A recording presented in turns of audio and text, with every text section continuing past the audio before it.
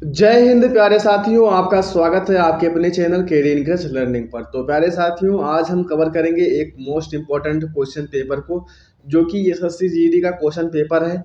1 फरवरी 2023 का second shift का question paper है। फर्स्ट शिफ्ट का क्वेश्चन पेपर जो है कवर कर दिया जा चुका है, उसको आप जाकर देख लीजिए। और प्रीवियस ईयर के क्वेश्चन पेपर अगर आप देखते हैं तो आपके आगामी जो है एसएससी जीडी का जो पेपर होगा उसमें आपको लाभ मिलेगा, क्योंकि इसमें कौन से टॉपिक से कैसा कैसा प्रश्न पूछा जाता है इसको आपको जानकारी करना आवश्यक है। अगर जानकारी नहीं करे रहेंगे तो कहाँ से पढ़ेंगे। जीएस तो बहुत ब्रॉड है, तो इसीलिए आप एक बार देख लीजिए और समझ लीजिए। प्रीवियस ईयर के क्वेश्चन पेपर देखेंगे तो उसमें से 3 4 क्वेश्चन 5 क्वेश्चन तो आपको हर शिफ्ट में रिपीट ही मिल जाते हैं, जो प्रचलन में होते हैं। चलते हैं क्वेश्चन नंबर 1 की ओर। क्वेश्चन नंबर 1 है, जनगणना 2011 के अनुसार भारत के किस राज्य में महिला साक्षरता दर सबसे कम है? तो ये है राजस्थान। आपका राइट आंसर क्या हो जाएगा? ऑप्शन नंबर 1 जनगणना से पूछा गया प्रश्न है। आगे बढ़ते हैं, अगले क्वेश्चन की ओर चलते हैं। अगला क्वेश्चन है, क्वेश्चन नंबर 2 है, निम्नलिखित में से किसे भारत का फ्लाइंग सिख कहा जाता है? तो मिल्खा सिंह को, ये सब तो आपको पता ही होगा, मिल्खा सिंह को जो है फ्लाइंग सिख के नाम से भी जाना जाता है, क्योंकि ये धावक थे।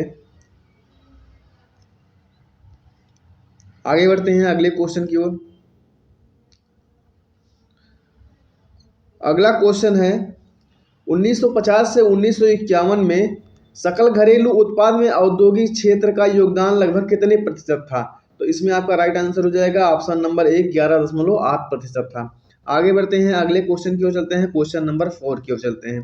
Question number 4 most important question है, जो कि बड़े एग्जामों में है, ये पजल करके आ जाता है, कई ऑप्शन दिए रहते हैं, और जो छोटे एग्जाम में डायरेक्ट पूछ लिया जाता है।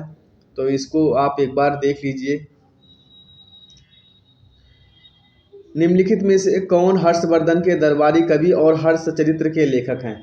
दो चीज दे दिया गया है, तो इसमें आपका राइट आंसर हो जाएगा बाणभट्ट। बाणभट्ट जो है ये हर्षवर्धन के दरबारी कवि थे और हर्षचरित्र के लेखक थे। हर्षवर्धन जो है, इनकी 3 पुस्तकें हैं, इसको भी आप याद कर लीजिए, रत्नावली, नागानंद, और एक पुस्तक और है, रत्नावली, प्रियदर्शिका और नागानंद।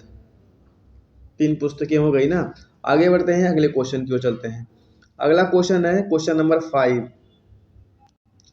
क्वेश्चन नंबर 5 है, मोस्ट इंपॉर्टेंट क्वेश्चन है, भारत के संविधान के अनुच्छेद 103 के तहत संसद के किसी भी सदन की संयुक्त बैठक गठन करने के लिए आवश्यक गणपूर्ति सदन के सदस्यों की कुल संख्या का लगभग कितने % होता है? तो 1/10 भाग अगर सदस्य नहीं इकट्ठा होंगे तो सदन की कार्यवाही नहीं चलेगी। तो 1/10वां भाग, जिसे कोरम पूर्ति भी कहा जाता है, गण पूर्ति भी कहा जाता है, और इसको भी आप याद रखिएगा। आगे बढ़ते हैं, अगले क्वेश्चन की ओर चलते हैं। क्वेश्चन नंबर 6 है। क्वेश्चन नंबर 6 है, प्रत्येक 12 वर्ष बाद मनाया जाने वाला महामस्तभिषेक एक कौन सा त्यौहार है? तो ये है एक जैन त्यौहार। आपका राइट आंसर क्या हो जाएगा? ऑप्शन नंबर 4 जैन त्यौहार। आगे बढ़ते हैं, अगले क्वेश्चन की ओर चलते हैं। क्वेश्चन नंबर 7 की ओर चलते हैं। क्वेश्चन नंबर 7 है, कौशल भारत मिशन को डैश देश के प्रमुख कार्यक्रम के तहत लॉन्च किया गया था? तो कौशल विकास और उद्यमशीलता मंत्रालय के द्वारा।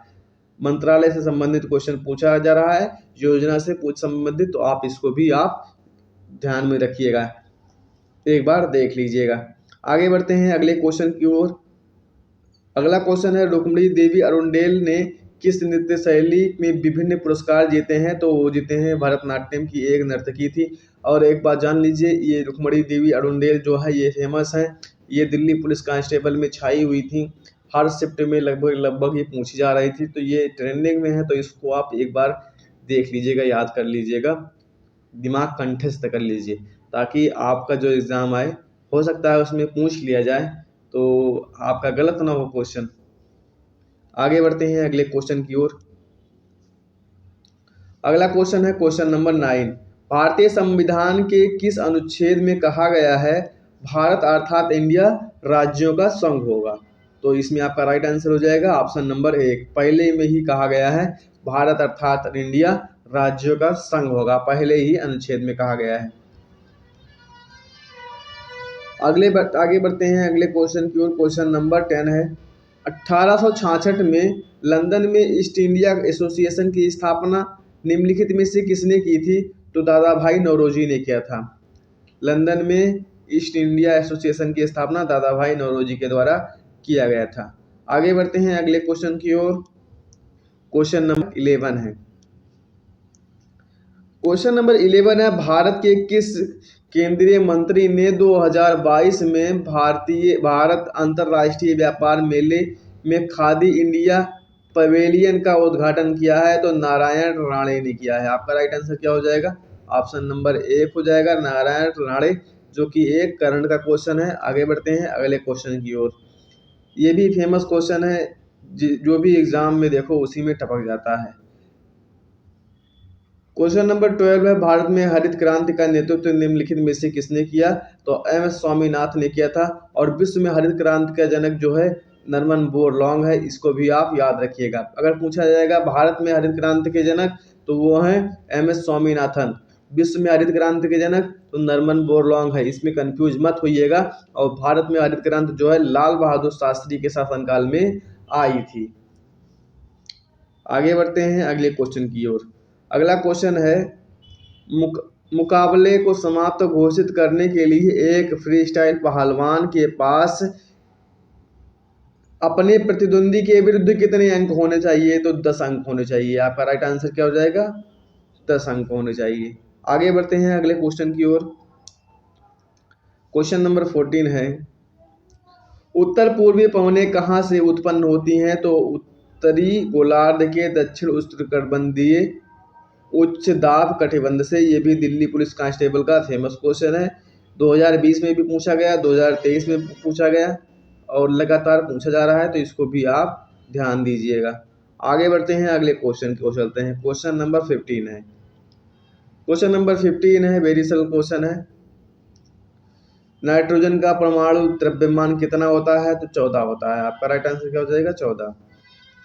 परमाणु क्रमांक की संख्या कितनी होती है? इसको आप कमेंट बॉक्स में अवश्य ही कमेंट करके बताइए। आगे बढ़ते हैं अगले क्वेश्चन की ओर चलते हैं। असम का सत्रिया नृत्य किससे प्रेरित है? तो ये प्रेरित है भक्ति आंदोलन से। असम का सत्रिया नृत्य जो है ये शास्त्रीय नृत्य है। 8 शास्त्रीय नृत्य हैं, उन 8 शास्त्रीय नृत्यों को आप कवर कर लीजिएगा, जिसमें से एक बता दे रहे हैं, सत्रिया भी शास्त्रीय नृत्य है। अब 7 को कमेंट बॉक्स में कमेंट करिएगा। और एक बात जान लीजिए, भारत के प्रमुख लोक नृत्य और शास्त्रीय नृत्य और उसकी नर्तकी से संबंधित प्रश्न और प्रमुख वाद्य यंत्र और उसके वादक से प्रश्न मंत्र जो है प्रश्न आप अगर कवर कर लेंगे तो आपको बहुत ज़्यादा हेल्प मिलेगी। 3 से 4 क्वेश्चन, 5 क्वेश्चन आपके आ सकते हैं किसी भी एग्जाम में, और समझ लीजिएगा फ्री का नंबर मिलेगा आपको, क्योंकि आपको पता है कि यहीं से पूछा जाएगा।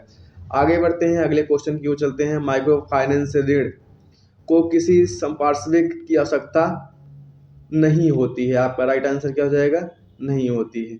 आगे बढ़ते हैं अगले क्वेश्चन की ओर चलते हैं। करंट का क्वेश्चन है, इंडिया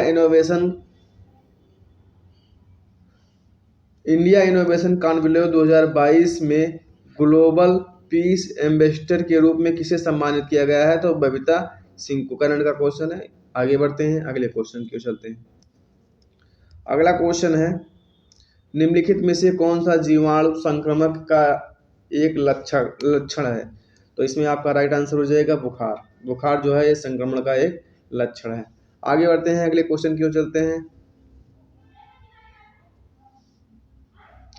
अगला क्वेश्चन है, विषम चयन करें, संकेत प्रक्रियाएं दी गई हैं। तो छिड़काव, बुआई, जोतना और खाना अलग है। तो इसमें आपका राइट आंसर क्या हो जाएगा? खाना। अगर वीडियो पसंद आया हो तो लाइक, शेयर एंड सब्सक्राइब अवश्य कर दीजिए।